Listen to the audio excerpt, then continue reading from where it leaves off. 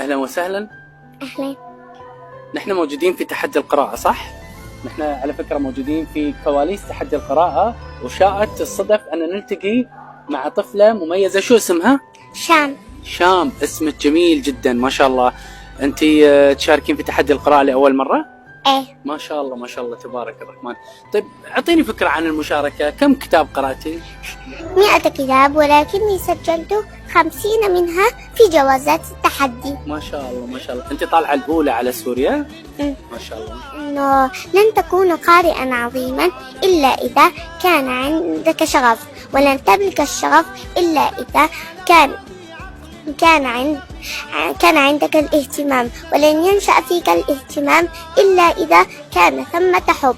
فاستزرع حب القراءة في قلبك، وسيأتيك بعد ذلك كل ما ترجوه من شغف وفائدة. ما شاء الله تبارك الرحمن. أنت خلاص حبيتي القراءة وما راح تتركينها إن شاء الله صح؟ استفدتي منها وايد؟ إيه، يجب أن أستمر في القراءة. أريد أن أحصل على أكبر قدر ممكن من المعرفة، فالعلم قوة، فالقراءة تبني معالم إيجابية وسليمة في شخصية الطفل، ولها دور كبير في ثراء الفكر ويقظته. ما شاء الله تبارك الرحمن. صلوا على سيدنا محمد وقولوا ما شاء الله. الله يحفظك إن شاء الله. كل مركز له جائزة، بس الأول غير جائزة. أنت لازم تاخذين الأول إن شاء الله. لا احنا بعد نشجعك ونقول لك إن شاء الله أنك تاخذين الأول، بس يوم تاخذين الأول بتخلينا نتصور معك صح؟ إن شاء الله عشان نحط الصورة في المجلس. أوكي؟ أنا وايد فرحان إني شفتك. شكرا لك يا شام.